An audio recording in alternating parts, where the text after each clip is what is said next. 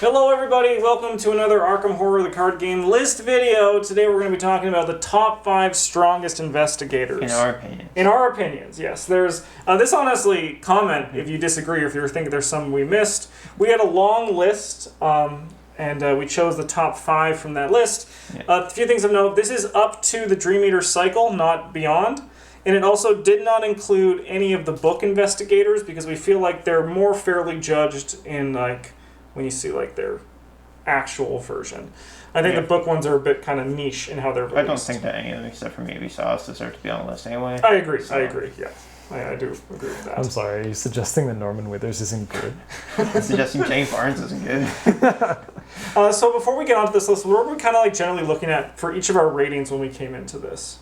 Well, we each voted on a scale up to 10, and we added them together, and then I don't think anyone got below a 6.5. Was the lowest rating. Yeah, so with me, I was looking at... the top of our scale, the metric that we agreed for was like 10 was like pre-nerf Rex Murphy. Yeah. For me as well, it's like the stat line, and then a big thing is what they're able to do with just their character card. And then their deck building restrictions, and then like the potential that you have to build with them.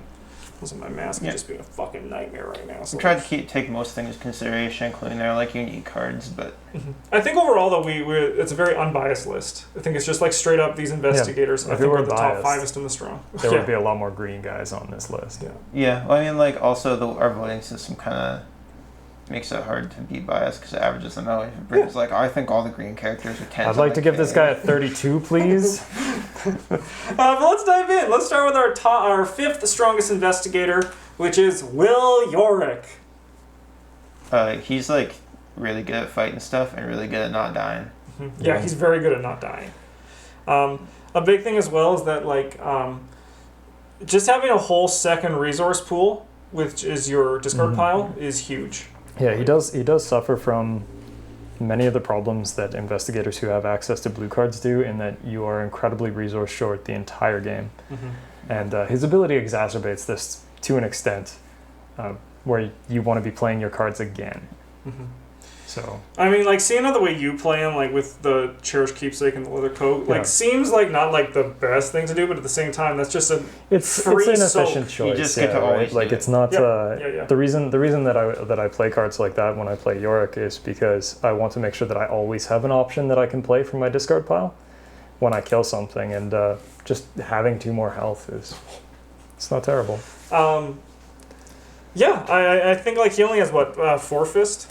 Yeah, he's got 4 fist. So like he needs a weapon to really get going. Yeah. Like he's not like someone who's going to appear on the list in a bit who can like go right away. Yeah. The big things that the big weaknesses that we point, or the biggest weakness I think that we point out was his inability to get clues. He struggles with that quite a bit. Yeah, like you can play cards like Evidence and Scene of the Crime and the Gravedigger's Shovel and Flashlight, but they're not great options. Albeit I wager if like you're playing like super optimally, you're going to play 2-handed, like if you're playing solo, and you're going to have one that's like kill and clue, right? And those options do cost resources, and you don't really want to be spending resources on those kind of things. Playing the list I play mostly Will Yorick when I play true solo, and the list I play for that is much different than the list that I play when I'm playing with people. We've got all kinds of things like Flashlight and ways to recur Flashlight, because if you don't get clues, you will lose. Yeah, and I think a big thing as well when we say that like his weakness is that he can't get clues. It's not that you should be looking to get clues with Will Yorick, but in comparison to some of the other people, they just do it better. Like he does struggle with that aspect, especially with someone who's also going to come up later on this list. I think with the cards from the red starter deck, that will address a lot of his problem there. Like the old keyring seems insane. Where it's like a flashlight, but you don't use the charge if you didn't find the clue, and then when it's empty, it just discards itself. So you don't even need to find a way to throw it away. Yeah, this is honestly probably a video series you're going to see us do more, like throughout, like maybe like next year after another cycle's released, we can be like, here's an updated version. I do think his other biggest weakness is that his primary color is red, and he just plays 0 to 5 red cards. Yeah, which is like worse than any other color, kind of. 100%. Like. Most of his upgrades aren't that, but because he's limited to only this much in blue, that's like, dang, that sucks. Yeah. If you play Justin's boyfriend. Pete. The upgraded Justin's boyfriend. He has 4s across the board except for in his book. That is really good. And that's pretty solid. It is very I solid. agree. Pete Sylvester is the becomes, strongest investigator in the game. Yeah, Pete Sylvester might be the strongest investigator in the game. All right, let's go to number 4. We got Wendy Adams. Yeah, 4, 3, and 2 were all really close. They Yes. actually had the Yeah. same rating, point-wise.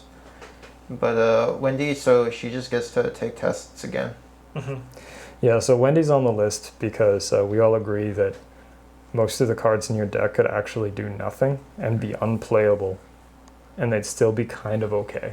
Mm-hmm. Yeah. You know, like you don't even actually need your cards to do anything. She's at the bottom of the tiebreakers pile here, though, in large part due to the fact that she has red as her primary color and green as a secondary one, which is like Probably the kind worst. of not Kinda. great. Yeah, the cool green cards all cost a shit ton of experience. And the cool red ones don't. Yeah. Yeah. And her weakness is also pretty, Yeah, it can just- pretty tough Yeah. Mm-hmm. comparatively. However, like on the basis of just her investigator Mhm. card, Just like, playing the there's- game, yeah. She can cruise through a lot of tests. She's got great stats, 4 foot, 4 brain, 3 book, and the 1 punch. 3 book is very serviceable with like newspaper and stuff. Especially as like, she's a great investigator, can just go off on their own and do whatever. Mhm. She's gonna take care of herself, she's gonna contribute clues to the team. I mean, you can do some pretty fun stuff with their amulet as well. Like, you know. Yeah, there is like a lot of potential in the amulet. Actually, the that's a bit of a trap, but It does like sort of jam you in a hole where you're like, did I find an amulet? Yes, no. Yeah, that's fair. Right, That's like, very and if reasonable. the answer is no, then you're like, well, my deck is like kind of not great. Mm-hmm. yes, it gives you the idea that she could be like some kind of like combo event investigator, but like Safina's a lot better at that, just playing getting more value out of your Yeah. events. This does get a lot better with the upgraded backpack that's in the Return to the Forgotten Age, Mm. where you can Yeah. pay 1 and search the top 10 cards of your deck for items and supplies. Her amulet's an item, Mm-hmm. and if you don't find it, odds are good you'll find your other backpack. Mm-hmm. And I mean, with all this, once again, like as we were saying, Pretty resource, pretty big she's- resource sink though. oh yeah. Yeah, but like, you know, your cards could actually do nothing. But I think also a big thing is that Wendy's strong because of her ability and Yeah. stat line. So like Yeah. that's very. She requires almost no setup. You just kind of play with what you got. And we record for 2 hours. My mask is on my face now. It's like fuck you. All right, let's go to the next one. Keep talking more. Yeah. Oh, number 4 again. What just happened? Oh, I pressed back. That would do it. Okay, number 3. We got Mark Harrigan. Sexy Mark Harrigan. He's stupid, he's sexy, He's in every video. he's in every video. He punches for 5, and then he does other skill tests good too. Yeah, like, His weakness does nothing. yeah, his weakness is one of the softest in the game. Yeah. Because I like how his personal asset is basically don't take damage, Mhm. and then you're like, oh, okay, then I just You're won't like, do this. Yeah. Yeah, yeah, but then the weakness is also like, don't take damage though, and you're like, right, Yeah. I got that. right. And 3 brain is like juicy. Yeah. For also having 5 fist? Yeah, He actually has like an extra point in his stat line. that's Yeah. because everyone thinks he's stupid Yeah, he has and 13. sexy. Good for He you, does have 13. Plus, he just gets to draw a shit ton of cards, so you know. 9-5 is like a little scary for his hearts and brains, like the 5 part of it, but like you have plenty of cards to mitigate that, and you're gonna be playing them anyway because you want to not take heart damage. Yeah. Or play that style card anyway. Yeah, like just his ability to be able to take a damage, to not only have like probably 5 to a test, or 7 if you're punching something, but also draw a card. Mm-hmm. It's pretty good. And he cares about what, tactics? Oh, yeah, yeah. that's like There's the like- downside to him is like Yeah. his deck building's a little lackluster. There's some good tactics he wants to play, like shortcut, Yeah, which is really good. You can play shortcut, you can play active desperation. I mean, like, and also, like, stuff like that is just going to get, like, also, like, better as it goes as well. Mhm. Yeah. Right? Like, No, it's, I do think that is Mark's biggest weakness is that like He's He- basically mono blue. yeah, you can't complain about his second Yeah. point in book because it's basically free. Mhm. And yeah, like you just can't only get to play blue cards, a handful of other things. Mm-hmm. Whereas like if he got to play like for example, just red is his secondary card, he'd be probably the best investigator in the game. Yeah, but I mean, like, so, like, In comparison to this, like, because who are investigators that have 5 in a stat? Him, Norman Withers has it in book. Yeah, they're But mostly... the thing is, like... They're mostly book guys. But the thing is, yeah, like, Fist is a lot more important than book in comparison. Because Fist has urgency. Like, when monsters show up, you need to beat them, right? Mhm. Yeah. So, like, in comparison, if you just look on the stat lines compared to someone like Norman Withers, this is just so much more... It's just better, right? Yep. Yeah, like when you need punch, you need it right now. Mm-hmm. When you need book, you need book the entire game. Yeah. You can figure it out. Yeah, and just being able to work without a weapon immediately is really good. And then having all your other stats be good if you need them. Yeah. He suffers like a little bit from the same issue that Yorick does, where he's a little bit soft on getting clues. But his resources are a little bit less important to him than Yorick, because you're not trying to play things Over like and over and over again. Over and over and again. Yeah. Yeah, you just like, you slam your weapon, you're paying for soaks, and Yeah, and you just kind of cruise along. Mm-hmm. that's what you got. Yeah, and his ability lets you draw into your other economy cards too faster. So, Sexy Mark Harrigan. spoilers, the best monster killer. Oh, on the easily. list. Easily. All right, let's go to number 2, which is a new investigator, Mandy Thompson. Yeah, she's pretty busted. Yeah. I foresee nerfs to her build in the future. She has 5 book.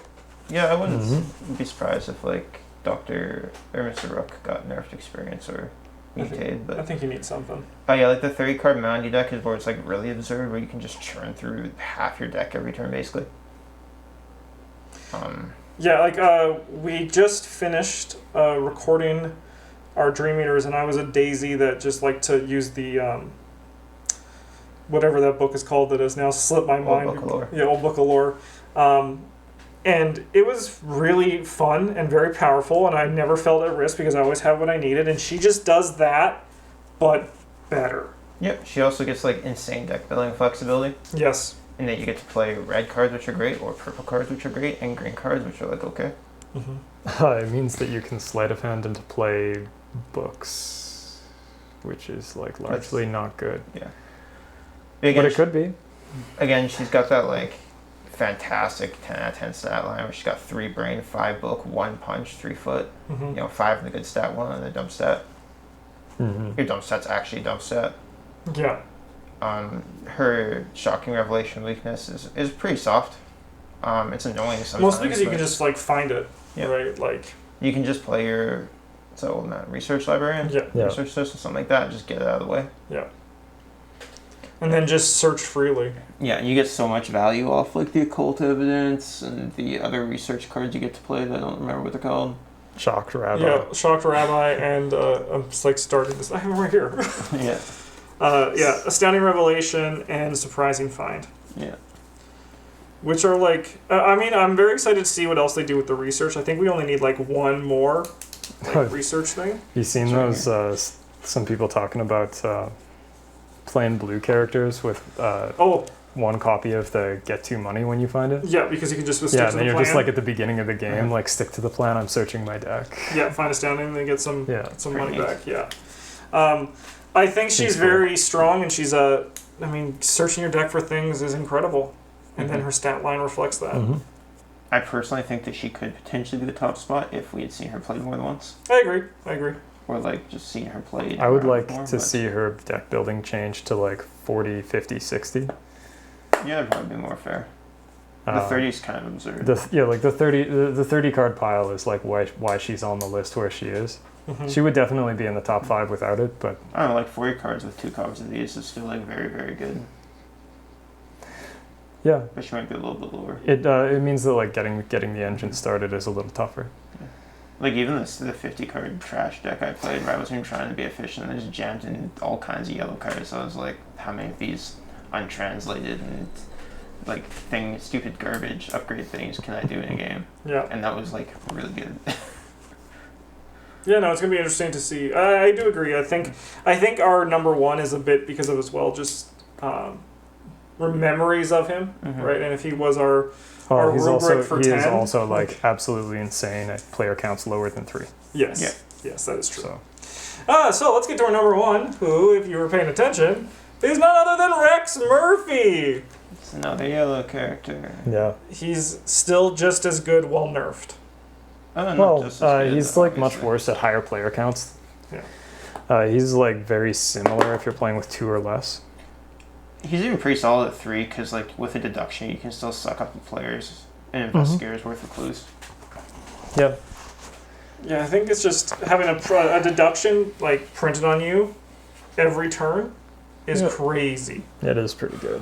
It's crazy. Yeah, like he's still strong at higher player counts, but if you're playing with 2 or less, most locations are gonna have 2 clues on them. Yeah. And you're gonna be spending the rest of your turn moving around anyway. He's good. So Easy. Yeah, you still got very good deck building. Yellow cards are really good, and then you just get 5 cards for any color, which do whatever you want, kind of. And the curse is also like, I think it's the best designed of his curses, and it's absolutely. like not the worst. No, it's like pretty manageable. Like it's just. Because what are you doing? You're usually just testing to get clues. Right? Yeah, like I remember the time that I played Rex, it was like whenever I drew Rex's curse, I wasn't upset about drawing Rex's curse. I was just upset that I had to draw 2 chits for a while. Yeah, yeah. Man, it gets even better when you're playing the scenarios where they're like cultists just draw an extra token. So you're like, draw a token, cool, draw a token, pass. Okay, cool, let's start again. Yeah, draw a token. The cultists will draw another token. Oh, fuck me. Oh, I passed. Yeah, I guess I need to do it again next turn. But yeah, no, he's his text line is great. And then also when you get a blue chit, you could choose to draw cards instead. Like, yeah, and get rid of your curse. Yep. Travis is like, I could pass this and we could win this turn, or I could draw 3 cards. I'll take the 3 cards, please. Yeah. But yeah, it should be no surprise that some very strong yellow characters are, because they're kind of like just yellow. Yellow is Fantasy Flight's favorite color. It is. Like in this game, so they get to get clues the best, which is like kind of the most important part of the game because you have to do it to win. Mhm. And then they also get to like interact in the counter deck a little bit and deal with monsters pretty okay. And like they have pretty okay economy cards. Now And they can search their deck to get what they want. Yeah, they just do everything else good. I think that the deck searching is like that consistency is really, really big for them. Yes, yeah, consistencies, and that's why Mandy is so good, and why I agree that when we play her some more, it's very likely she could usurp Rex for the top spot because consistency. She gets better consistency than every other yellow consistency. Especially multiplayer. She gets your teammates consistency too. Yeah, not that we gotta experience that. Not that we ever do that. Like, Remember with me in the last one, it's true. It's like we don't do that. We don't do that here. I gave you one weapon and said, do not say I don't do anything for you.